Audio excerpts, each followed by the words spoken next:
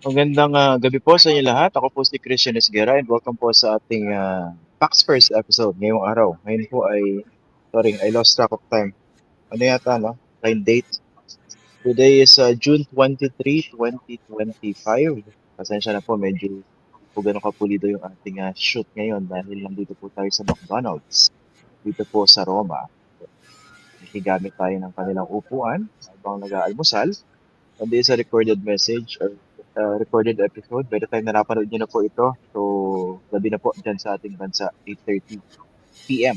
Okay, ano bang pag-uusapan natin ngayong gabi, ngayong araw? Marami po yung pagbisita po ni Vice President Sara Duterte dyan po sa Melbourne, Australia. Sabi niya, it's a personal trip. Hindi naman daw holiday. Pero ano naman trip niya dito sa kanyang pagbisita sa Australia? Yung makakausap po natin na ngayong araw, ngayong gabi sa episode na ito.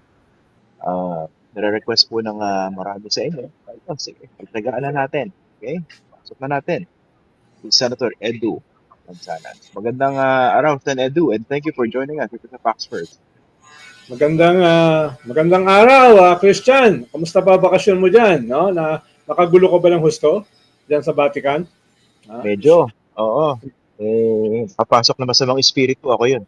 Okay. Oh, hindi mo suot yung costume natin.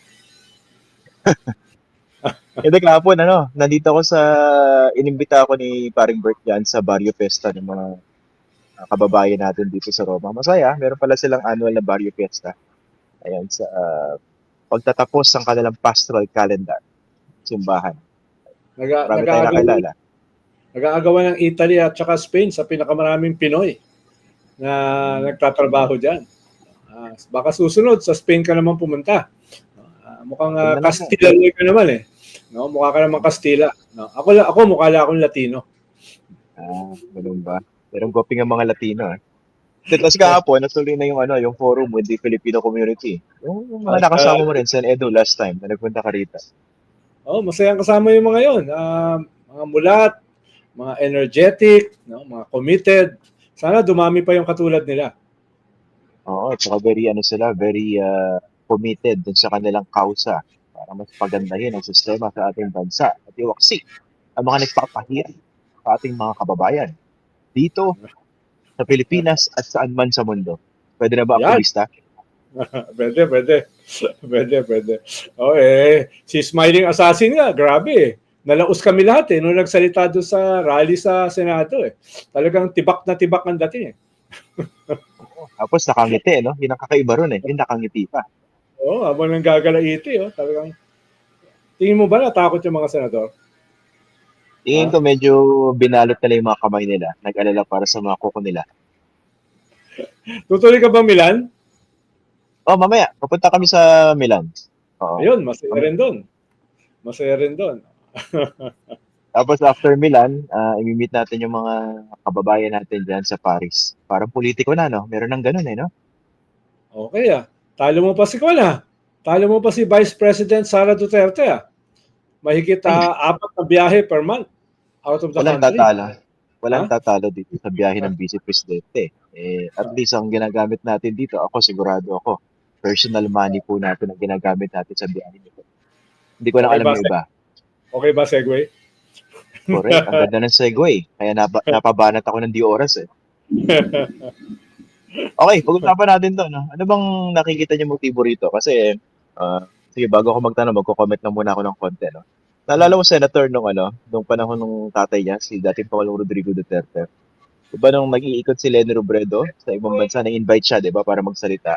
At sinasabi yung kondisyon ng Pilipinas under the Duterte administration, ang dahil bumabanat sa kanya, bakit mo sinisiraan yung Pilipinas? Hindi ka nalang tumulong. Tapos, diba, mukha nananakot pa na dapat kasuhan yan.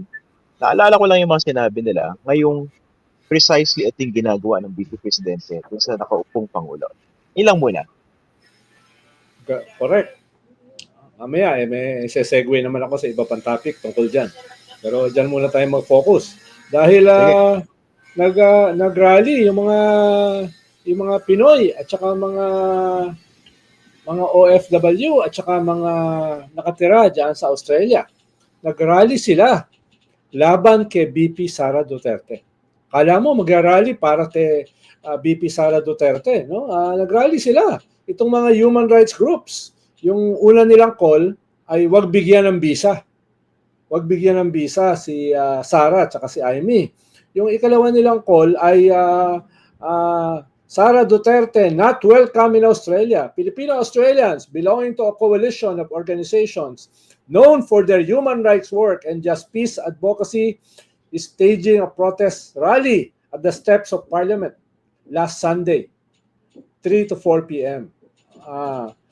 The Filipino-Australians for Justice, Accountability and Peace, FAJAC, will call for the conviction not only of former President Rodrigo Duterte at the ICC, but also incumbent Vice President Sara Duterte in the Philippine Impeachment Court.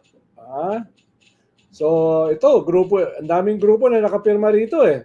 No? At we dream of a homeland where democracy thrives, leaders serve with integrity, and all citizens live with dignity and equal opportunity. But peace is impossible while poverty, political dynasties, and foreign interference persist. Dami tinamaan, no? Hindi lang sila Sara, pati yung mga kaibigan mo. Talagang Kaibigan nating lahat. Parang pillbox yung banat nila. Lahat tinamaan, walang direksyon. Calls for hold Sara accountable, convict Sara now, arrest Bato de la Rosa and Duterte co-perpetrators. Justice for Duterte's victims and their families, reinstate the membership of Philippines in the ICC and human rights violations under Marcos, stop the killings, dismantle the NTF-ELCAP. Dami pa, pero ayun, ang leader nila si Melba Marginson. Nag-guess mo na yata ito sa iyo eh, no? Hindi pa. Senator, nahiya ka pa, parang gusto mo basahin yung buong pahayag. Ilang pahina ba yan? Hindi, sige. Kaya ako dito. Baka kasi magtampo dahil ahead, hindi ko nasabi yung kanilang mga calls eh. Sa parang kanyan eh, welcome kay Sara sa Australia.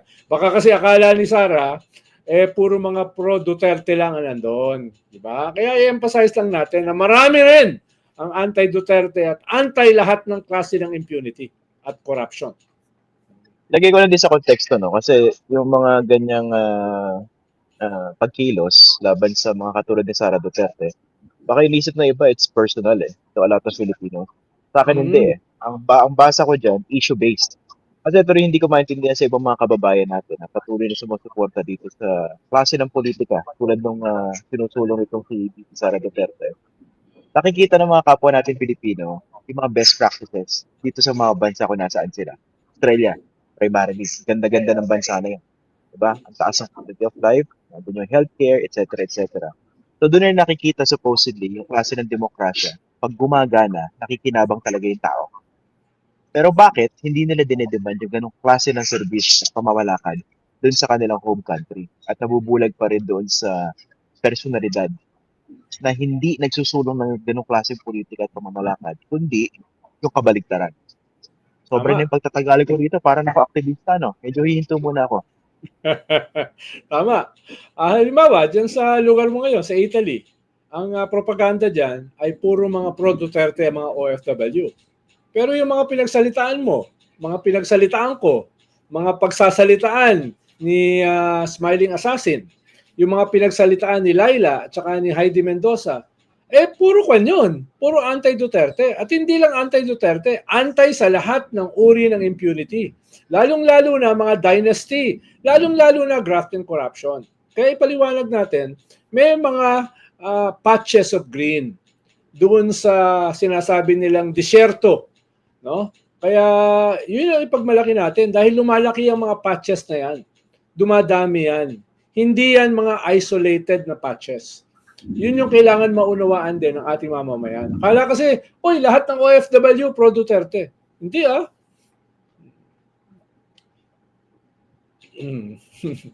Puminto, akala ko naghang. Yun na ba yun? Yun na. Baka makatulog ka na naman. Ito rin naman, na-realize ko kasi sa mga pakikipag-usap natin sa mga kababayan natin dito. Don't get us wrong, no? Marami talagang DDS pa lang. Sa Roma, sa ibang bahagi ng Italia, saka sa iba't ibang bansa. At merong merong dahilan kung bakit. Pero nandun kasi yung pag napaliwanagan at nakita na lang issue, kumbaga napagtanto nila, mali pala yung mga detalye na kukuha ko. Wala din sa mga sources ng impormasyon na tinatangkilik ko. Doon sila nagigising eh. Kasi remember, may isa nagkwento sa akin dito na kababayan natin. Ito rin conclusion agad, dinanatan, pinagtanggol si Sara. Nung tinanong, saan ba nakuha yung impormasyon na yun? Hindi ko nga alam eh. Tapos yung pinaliwanagan, ganun pala. Yun. Baka baka nagsisimula na sila na nila makita. Halimbawa, itong mga latest na developments na pwede natin pag-usapan later. Itong away sa gitna ng mga Duterte. Di ba? Ito, pag-usapan na natin. Oo. Oo. Oo, dahil Ah, ah, talagang batuhan na ng putik eh. No? Yung sige. kampo ni Sara, nila Baste, no? Nila tapos nila Maharlika, tapos yung iba naman, yung ibang mga hindi ko sana sasabihin babae dahil kwan eh. Parang hindi maganda pakinggan eh. Yung ibang mga pamilya ni Digong, no? Na katulad nila Hanilet, no? Etc. Tapos yung iba pa ng mga hindi lang dalawang kampo, may mga iba pang kampo na nag-aaway, no? Siguro buhay ka pa, pinag-aawayan na yung posibleng mana mo. No? Ako hindi ko mararanasan yan, baka si Christian, pero Pwede ba ako humirit, Senator? Okay lang. Pwede ba isang hirit lang? wag na, parang alam ko na hirit mo eh. Tuloy na tayo sa topic. Parang, Alam ko kasi pag yung papunta na sa Patibong eh. Nakaabang na akong ganun. kaya, naramdaman ko na eh, kaya sabi ko, iba na usapan. Nakaabang na akong ganyan eh. No? Sige, pasok pa. Nakita ko na eh. Pwede usapan. Kita ko eh. Layo pa lang eh. Kita ko parating na eh. Senado, alam mo yung sitwasyon na nabitawan mo na pero hindi mo na babawas. Nahulog ka na. Free fall na. Tapos ako'y nakaabang na gano'n. Hello? Wala lang, mitigate, no? Mitigate. Mitigate. Ito na lang. Ito lang sasabihin ko para lang maayos na rin na tong issue na ito. Kasi sinabi ni Baste, yung tatay niya, ang tunay na Hokage. Okay? Si Senedo, Hokage. Wala siyang ganyang problema. As far as I know. Walang pag-aagawan na mana eh. Walang. Mga alaala laang. Mga alaala. Let's leave it at that. Okay? Pero pagdating sa pagiging Hokage, yung pausap natin, ano yan? Pinagpapatayuan ng altar yan. Okay. Sige. So, anong impact nito, no? Nagkakagulo sila eh. Di ba?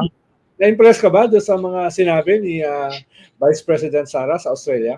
Parang napakagaling niya sa foreign policy. Di ba? O, doon ko na isa-segue. Baka ako saan pa pumunta eh. Ako naman ay di a willing conspirator dito sa inyong pagdala sa akin. Sa ganyang usapan. Ang sa akin kasi plakado na eh. Alam mo na yun ang mga talking points niya.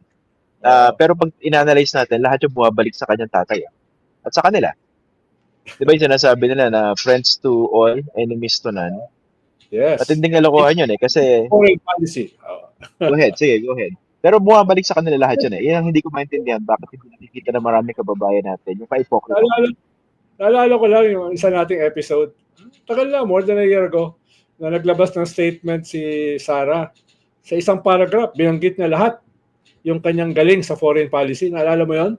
No? Pinag-usapan yung West Philippine Sea, pinag-usapan yung Middle East, pinag-usapan yung Ukraine. In one paragraph, in one short paragraph. Di ba? Parang naalala ko yun nung narinig ko itong kanyang statement. Hindi lang nga kasama rito, parang hindi kasama yung Ukraine. Mas nag-focus siya sa Iran, nag-focus siya sa West Philippine Sea, na hindi naman West Philippine Sea, no, etc. Bigla ko lang naalala nung napanood ko yan, yung kanyang napaka-impressive na speech tungkol sa foreign policy. Kaya naisip ko kagad, ay, bibilib dito si Christian. Bibilib dito. Dami na naman nabilib ako, no? Sobra ako nabilib eh, lalo nung pinag-usapan yung Iran eh. Lalim eh, no? Oo. Analysis. Tapos yung banat pa na walang ginagawa yung gobyerno. In fairness naman, no, wala namang gobyerno walang gagawin sa laki ng ganyang problema. Okay. Ang tatanungin lang natin dyan, sapat ba at epektibo yung response ng gobyerno. Pero imposibleng walang gawin. Kasi gaano ka-incompetent ang isang pamahalaan. Sigurado may gagawin yan, lalo't ang ating mga kababayan all over the place. All over the world. Yeah. Lalo na, pinakamarami yung ating kababayan dyan sa Middle East. no? Kunyari, ilang milyon yung ating mga kababayan yan, mga 3 million yata. Diyan sa buong Middle East. Dami. Sa Israel lang mga 50 million bagong pa lang yan bagong puntahan ng mga OFW kumpara dun sa Saudi Arabia, no, UAE, no, etc. Sa Iran hindi ganun karami, no? Hindi ganun karami. Pero significant na rin. Meron kasing isang isla diyan sa Iran Nakalimutan ko yung pangalan. Yung mga Pinoy na nag-expire yung passport, diyan muna pumupunta habang hinihintay nila na ma-process yung kanilang passport. Isang isla dyan na maliit, pero ang daming Pinoy. Parang doon. Nakalimutan ko na yung name Nakapunta ako dyan sa Iran twice before. Napaka-interesting din yung lugar na yan. Pero sa dito, Israel, mga 4 times before. Ang daming Pinoy. That was mga more than 15 years ago. Nakapunta ako dyan sa Israel. Dami ng Pinoy noon Nagulat ako sa dami. Dahil akala ko kaunti lang. Lalo na siguro ngayon, after more than 15 years. Okay, sige. Pag-usapan natin, Senator, yung obviously merong agenda si BP Sara sa mga pag-iikot niya sa ibang bansa. Pero what do you think of the messaging and the effectiveness of that messaging? Binabanatan yung Marcos administration na legit naman yung ibang binabanggit niya. Although alam mo yung motibo niya. And number 2, rallying support behind her father. Diba? What do you think of that?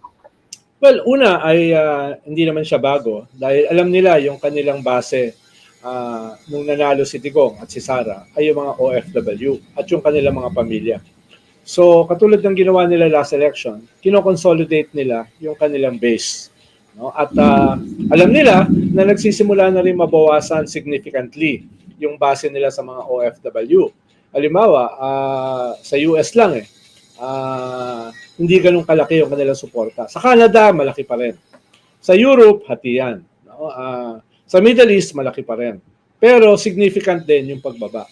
Kaya gusto nila i-consolidate. Gusto nila i-scale up. Maliban pa sa masarap magbiyahe.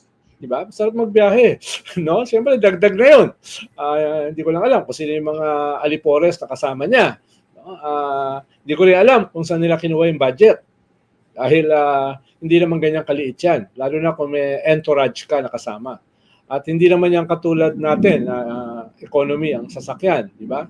At the minimum, business class yan. At the minimum, mga 4-star hotel yan. No? Kaya hindi katulad natin, nakikitira lang tayo kila Father Albert, no? Sa gano'n, no? Na mga lugar. Kaya yun yung dalawa, no? Ikatlo ay pwedeng fundraising din yan, no? Dahil mako-contribute yung mga tao dun sa kaso ni Digong at dun sa kanyang impeachment, no? Pwedeng fundraising din yan. Dahil ang hirap kasi i-justify na lahat ng gastos sa ICC at saka sa impeachment galing lang sa sarili niyong bulsa. Dahil lalo na, I'm sure, hindi yan mag-reflect sa inyong SALN. So kailangan nilang ipakita na may fundraising, nakuha nila yan, binigay sa kanila, bago nila ibinigay sa mga abogado. Dahil kung yung mga diretso yan pupunta sa abogado, crime yan. Kung yung mga abogado magbibigay ng libreng serbisyo, krimen yan. Kung may pribadong mga individual na magpopondo ng kanilang mga abogado na mga mamahalin at napakarami, krimen din yun. So, kailangan yung contribution pumunta sa kanila. No? At kumbaga sa kanilang bulsa manggagaling yung pagbigay sa mga abogado para ma-justify at hindi kontra sa kanilang nireport sa SALN. So, yun yung ikatlo na posibilidad. No? Dahil lang, paano mo ipapaliwanag itong 18 mong abogado, hindi pa kasama dyan ng mga staff, sa impeachment? No? Paano mo ipapaliwanag yan? Yung isang abogado lang dyan, 10, 20 million ang acceptance fee. So, pwede pang tumagal yan ng ilang buwan. So, paano mo kukuhanin yan? Paano mo i-justify? Sila Kaufman, paano mo i-justify? Kahit nag-file ng indigency si Digong sa ICC para bigyan siya ng 40,000 euro per month, ay kulang pa rin yun doon sa kanilang mga international lawyers. So, kailangan nila ng strategy para magawa, masahuran yung kanilang sobrang dami ng mga mamahaling mga abogado. At the same time, ay makaiwas sila dun sa Republic Act RA 6713 na pinagbabawal na manggaling sa mga pribadong individual yung mga ganyang klaseng serbisyo at pinagbabawal na pro bono yung ganyang klaseng serbisyo. Wala pang 15 minutes. Senator, para masyadong hitik po yung inyong imahinasyon, no? Ako naman talagang napakasimple kong mag-isip. So ako naniniwala talaga ako na legal lahat ang pinanggagalingan ng mga yan. Diba? Pag simple ba mag-isip, ibig sabihin ba nun simpleton? Minsan, nagkakataon yan. Nagkakataon. Pero hindi lagi. They're Tanong not lang. synonymous. Tanong lang.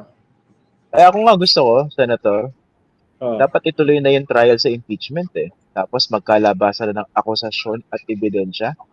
Kasi ako curious ako dun sa back deposits na matagal lang ina-allege ni Senator Sonny Trillanes na baka naman wala, di ba? Baka naman hindi totoo. E di sumabog sa mukha ni Sonny Trillanes, mapapahiya siya. Di ba? Ibig sabihin, tanong ko lang sa mga DDS, bakit ayaw nyo? Mapapahiya si Sonny Trillanes to, kung totoo yan. O hindi totoo yan, di ba?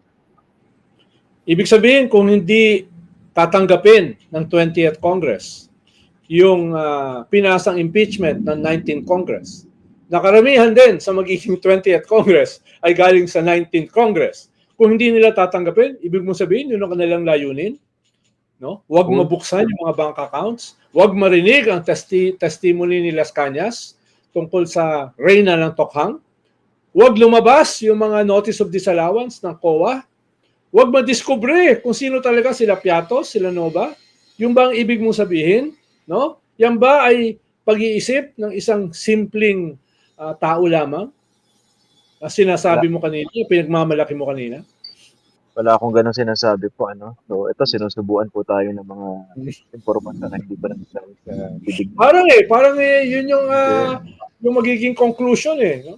Hindi ako ganun mag-isip, grabe. Ako, alam ko, nakakausap ko ibang mga kababayan natin. Kasi hindi naman ganun ka-political. Parang may tatanong sila. Ba't di tuloy yung trial? Magkalabas sa ebidensya. Kung talaga walang tinatago yung vice presidente. Diba? Ayun niya nun, di ba? Sobrang achievement sa mga Duterte pag naipahiya nila sa Sonny Trillanes na ang tagal na lang tormentor. Di ba okay yun? Kung walang tinatago. Oo nga, para mapatunayan ang mga sinasabi ni Trillanes puro kasinungalingan.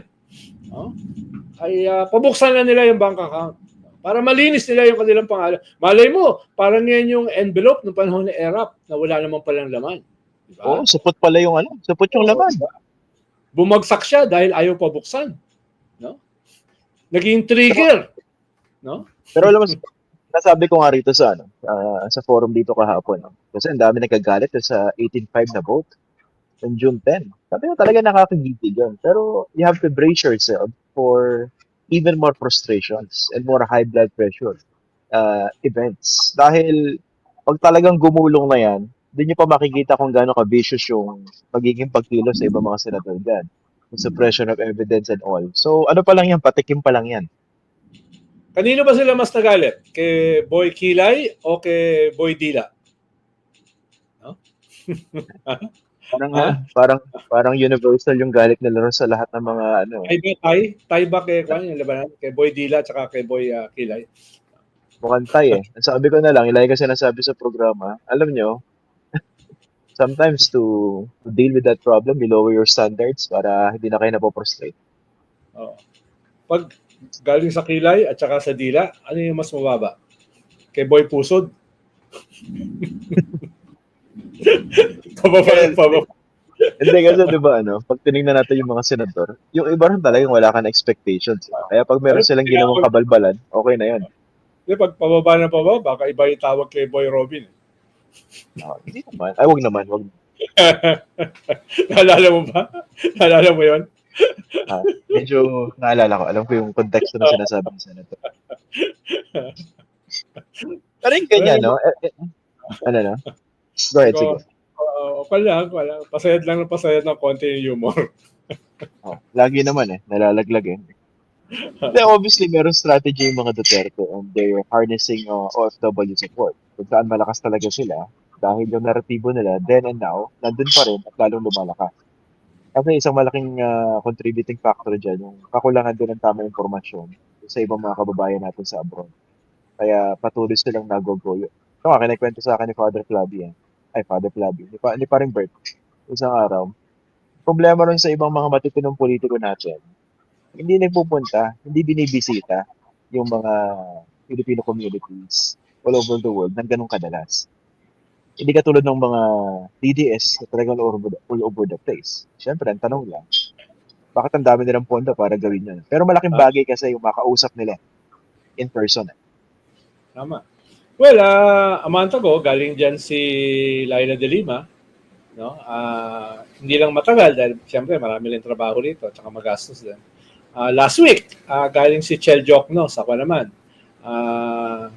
sa West Coast sa US para doon sa mga Independence Day celebration.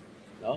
Pero siyempre, sabi mo nga, medyo magastos yan, kukuha ng oras, no? Hindi yan simpleng pamasahe lang, kahit economy, mahalaga rin dyan yung tutuloyan. At nakakahiya naman na ipapasa mo lang doon sa mga OFW or mga Filipino migrants na nag-imbita sa'yo. So, ayan, hindi ganun kadali. Oo nga, pero nga, malaking bagay din yun para maliwanagan sila. Kasi kunwari, ibang mga kababayan natin, hindi ganun familiar sa issue. Binisita bigla ni Bato, o kaya ni Robin, ni Amy, ni Sara Duterte. Madali sila makonvince, mahatak, di ba? Kung hindi ganun kalinaw sa kanila yung mga issues. Tapos yung iba siguro, baka na-starstruck. Tapos makakalimutan na kung gaano katinding ginawa ng Vice Presidente sa Article number 1, sa Articles of Impeachment. Na-imagine ba yung senator?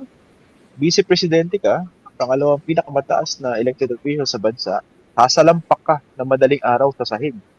Tapos mag-online press con ka. Pag bumumurahin mo yung presidente at sasabihin mo, kumonta ka na ng papatay. Minsan nakakalimutan ng mga kababayan natin yun. Tapos bigla mong sasabihin sa Australia, ano ba kinalaman natin dito sa issue ng China? No? Na hindi naman lahat ng ating problema ay nakatali dyan. Bakit tayo kumikiling sa kalaban ng China? Hindi sa issue ng South China Sea. Parang hirap na hirap siyang banggitin yung West Philippine Sea. Doon pa lang kitang-kita mo na kung nasan yung kanyang loyalty. No? Loyalty. Ako ho ay Miss Vice President, okay lang ako na banatan niyo yung Amerika, no? Pero wag niyo namang i-absuelto ang China, Miss Vice President, di ba? At baka pwede paminsan-minsan, kahit paminsan-minsan lang, banggitin niyo yung West Philippine Sea. Kahit paminsan-minsan lang. At wag niyong kalimutan, yung West Philippine Sea ay yung mas malaki at mas mayamang bahagi ng ating bansa. Kahit hindi alam ng karamihan sa atin. Kaya yung susunod na henerasyon ay nakaugnay dyan sa usapin na yan. No? Kaya kahit hindi lahat ng ating usapin o problema ay nakatali dyan, merong malaking usapin na nakatali dyan. Yung kaunlaran ng ating bansa, lalo na yung para sa susunod na henerasyon. No? Kaya baka kinakailangan nyo humingi ng briefing o seminar kila Christian Esguerra para malinawan kayo kung ano yung usapin ng West Philippine Sea. Oho. Kaya, yun lang. Konting suggestion. Ako may tanong lang. Senator, porke ba hindi mabanggit yung West Philippine Sea? Pro-China na? Are you saying na tuta ng China itong mga Duterte? Yun ba yun? Gusto niyo ipahiwatig? Baka hindi tuta. Dahil yung tuta kasi maliit pa lang. Baka werewolf ng China. Dahil werewolf kasi, lampas pa sa aso, kinakagat yung sarili niyang mga pamilya, yung sarili niyang komunidad. So, werewolf ng China. Diba? Paano yung tuta? Medyo cute pa, mabait. Yung aso, pwede pang sumunod, pwede ma-toilet trained. No? Yung werewolf, wala yung sinasanto. No? Wala yung sinasanto. Ang sinasanto lang nun, yung demonyo na kanyang amo. No? Pero lahat, kakagatin, kakainin, lalapastanganin. No? Kaya, yun lang. Yun lang naman yung aking qualification. Sa sinabi mo na tuta. Hindi tuta. Ano bang Tagalog ng werewolf? Hindi na Di ba yung werewolf nagkakatawan tao, tapos nagkakatawang Ano ba Aswang yung... naman yun. Aswang naman yun, hinahati. Hindi, di ba yung werewolf nagiging tao yan, tapos nagiging... Ano ba yung wolf? Oo, oo, Oso ba? oo. Oso? Nagiging, kwan. Lobo, sorry, lobo. Nagiging lobo. Yun. Tama. Ganun. Yung lobo. Hmm. Pero ako talaga nabilib ako sa wide range of breadth of knowledge by the Vice President, especially in terms of foreign policy. Parang sabi ko, pwede pang DFA ito, no? Diba? Pwede DFA secretary yan eh. Mga ganong level Hmm. ng kaalaman. Ang lalim, no? Yung complicated issue sa Iran. Hinihintay ko na nga, i-analyze na yung yung missile attack sa magkabilang panig, pati yung presyo. Saka kung paano na-intercept at hindi yung iba. Diba? Baka ma-analyze pa yung hypersonic missile sa pinakakawalan ng Iran, yung gano'n. Lalim eh. Oo. Well, definitely, wala namang inosente dyan sa mga away sa Middle East. No? In varying degrees, lahat naman sila may kasalanan dyan, di ba? Pero, parang lang, yung Western media, masyado lang bias sa Israel. Baka kailangan wag makalimutan ng mga tao na ang Israel ay may 90 nuclear warheads. No? Enough to destroy the entire Middle East and half of Africa, including themselves. Bakit wala nagsasabi sa Israel na mag-disarm? No? Bakit yung Iran lamang na nagsisimulang magbuo ng kanilang nuclear power ang sinasabihan? Na wala akong problema na sabihin sa Iran na mag-disarm.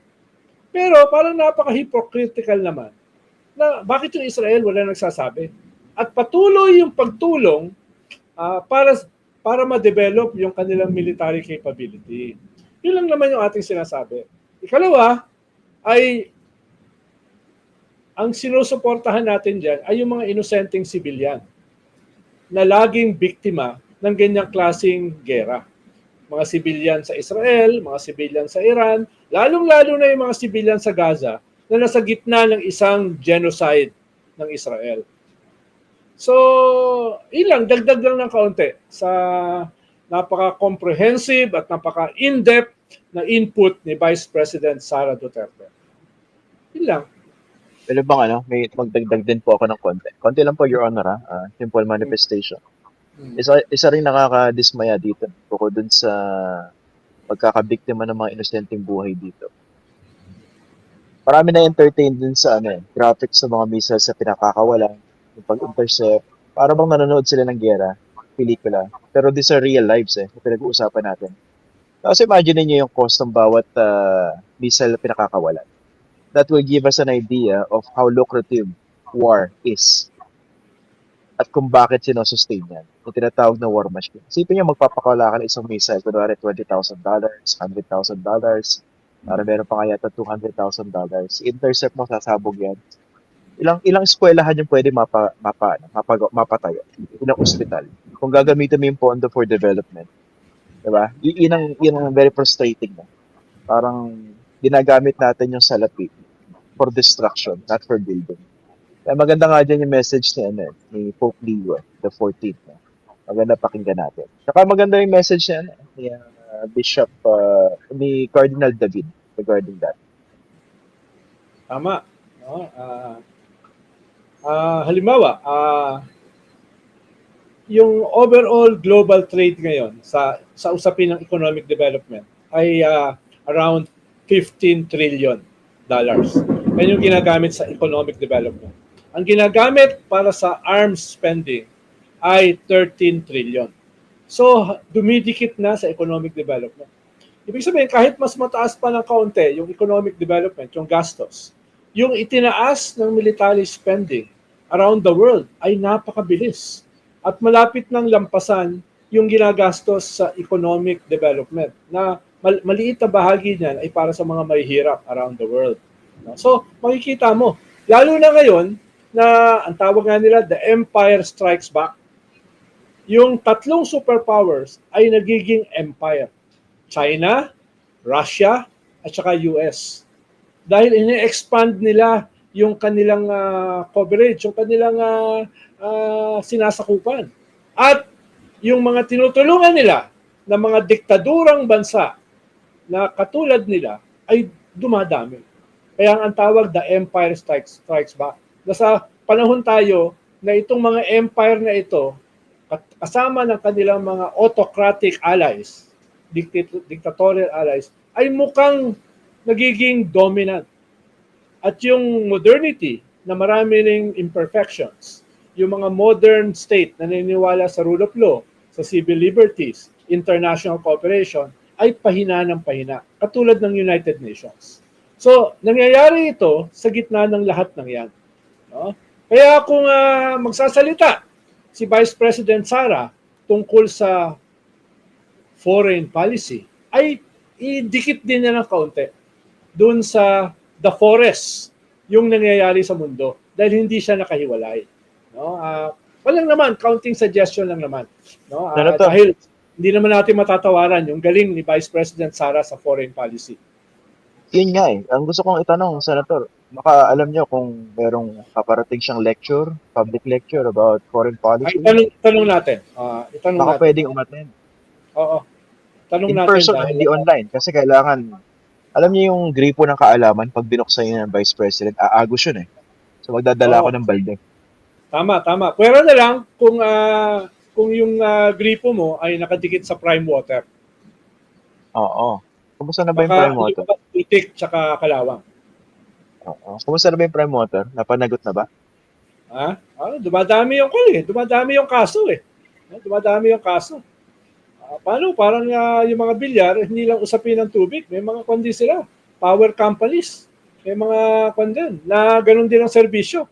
Katulad din ng prime water.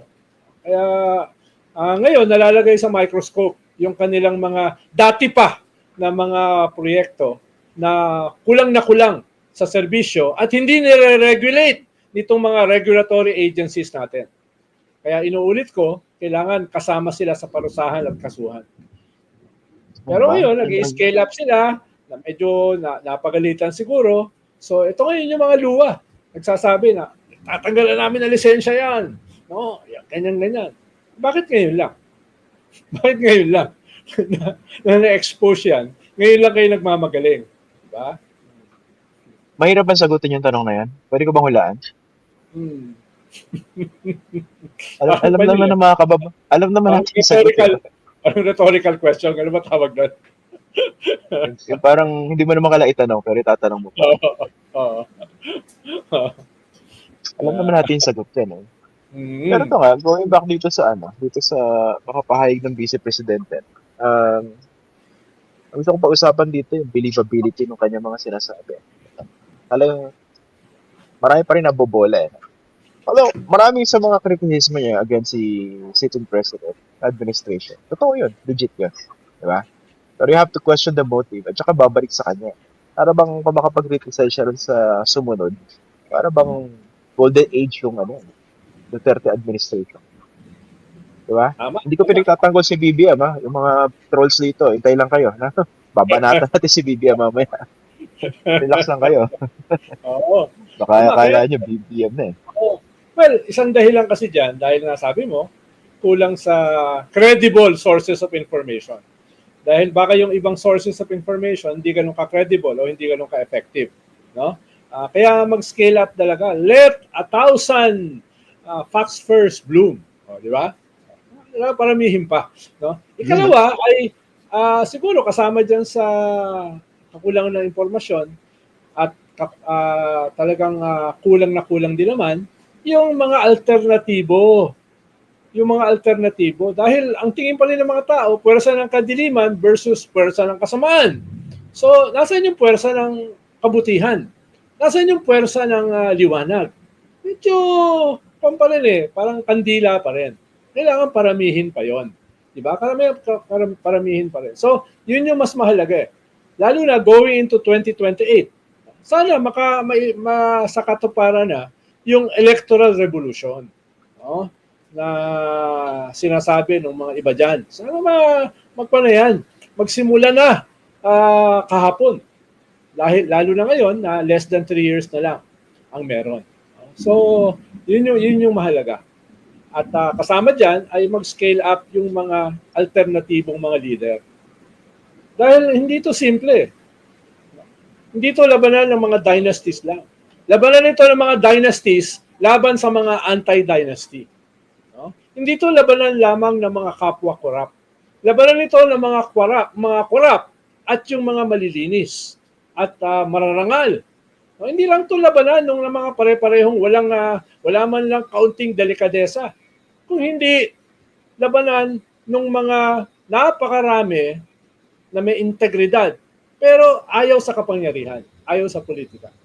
So, yun yung hinaharap natin. Kailangan bigyan din natin yung mga tao ng alternatibo. Senator, parang nananawagan ka kay Shelo Magno, no? Tingin naman natin. Nanonood naman minsan dito yun. Heidi, Biko, di ba? Christian, Barry, no? Ganyan yung panawagan natin eh. Dito sa forum, may mga nagsasabi, sabi ba di daw ako tumakbo?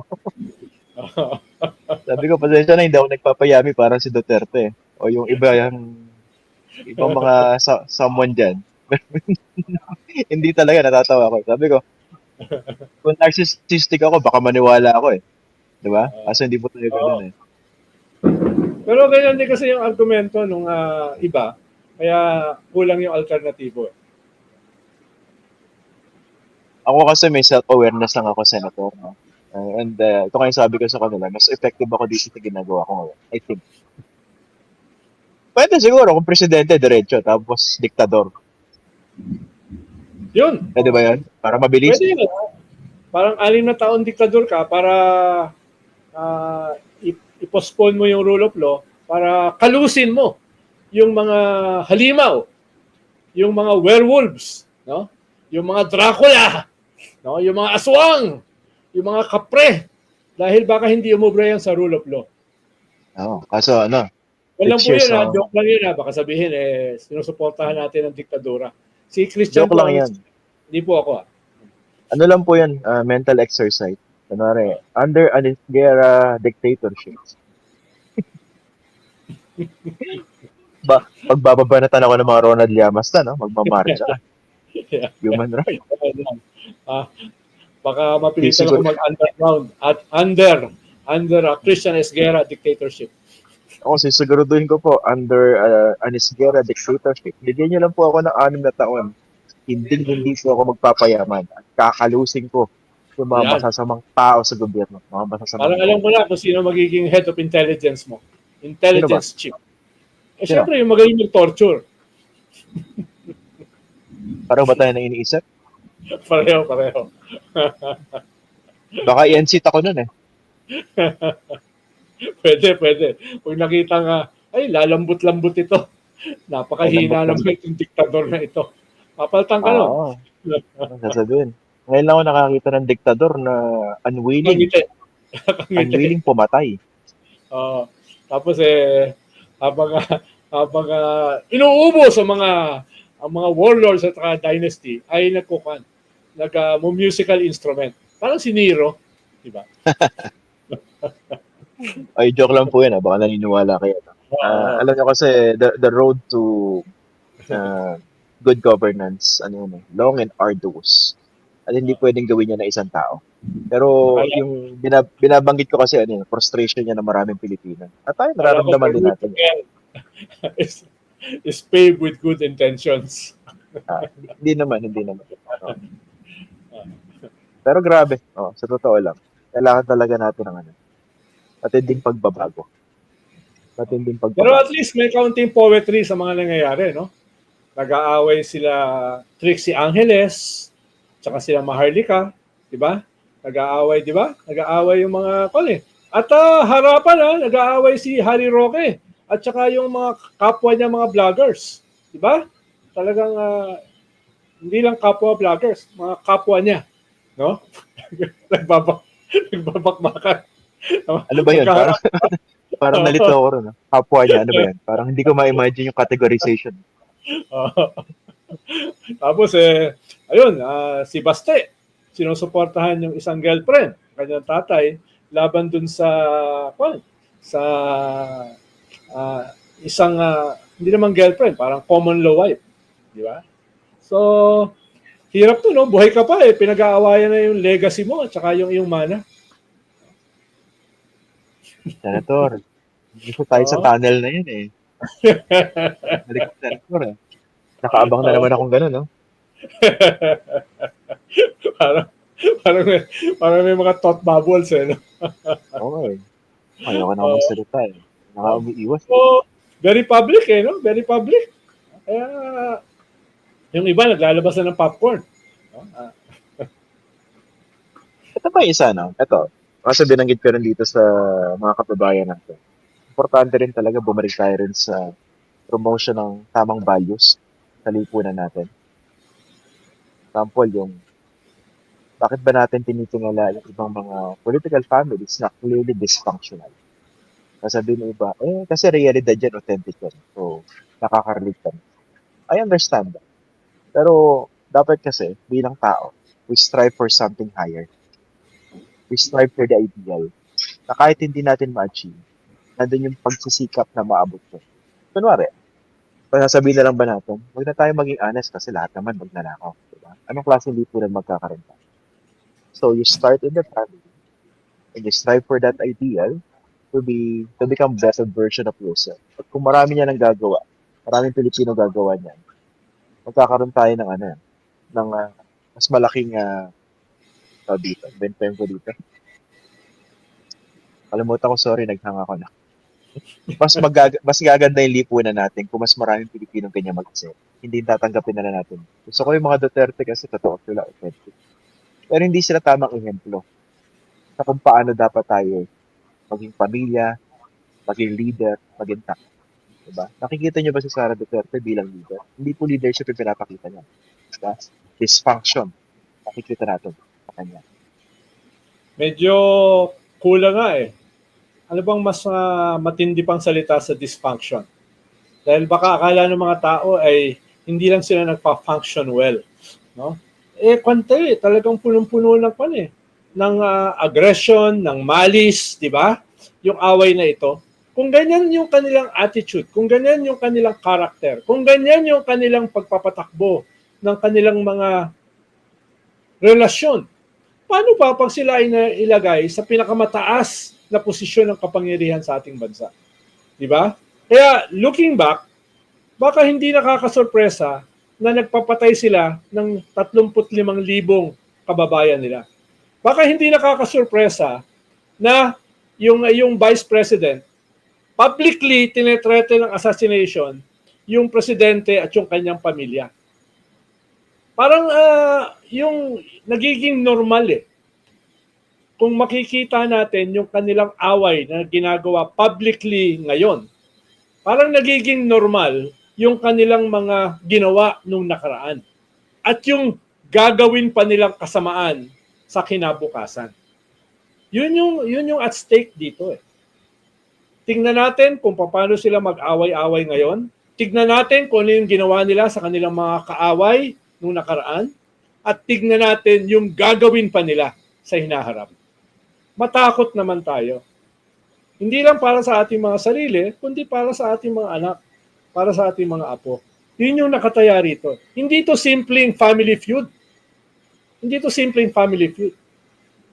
Ang nakataya rito ay yung kinabukasan, hindi lamang ng ating gobyerno, kundi ng ating lipunan. At yung mamana nitong lipunan na ito. Doon sana tayo mag-isip. Lalo na yung mga nabubudol pa rin. I cannot add anything more.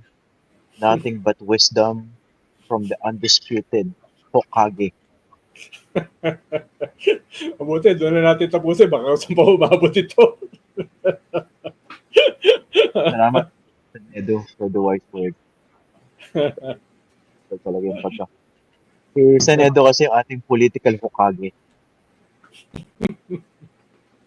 Nice to see you again. Mag-uusap pa tayo siguro later this week, no? Of course. Hanggang kailan ka ba dyan? Hanggang next week. Pwede tayo mag-episode. Invite natin si Smiling Assassin, no? Oo, yung intelligence chief. Pag ikaw ay diktador na. Baka mawalan ako ng kuko eh. Oo. Kanina lang eh. Lalakad ako sa Vertis North. May lumapit sa akin eh. No? Mag-ina. No? Tapos sabi nila, ayaw ko kayang pinapanood.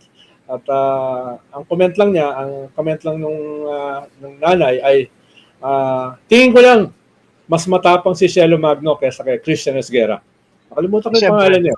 Sabi niya gano'n.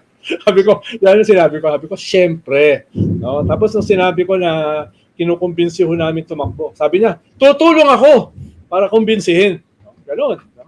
Kanina, very vehement siya. Nag-breakfast ako dyan. Pansin niyo ba, pag magkakasama tayong tatlo sa isang discussion na ganito, quiet lang tayong dalawa. Nagmumukha tayong subdued. Correct. Kasi mahal namin yung aming mga koko.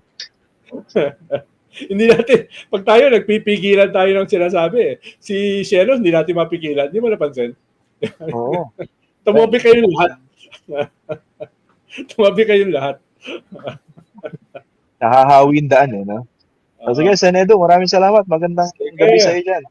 Thank you. Salamat. Wala na.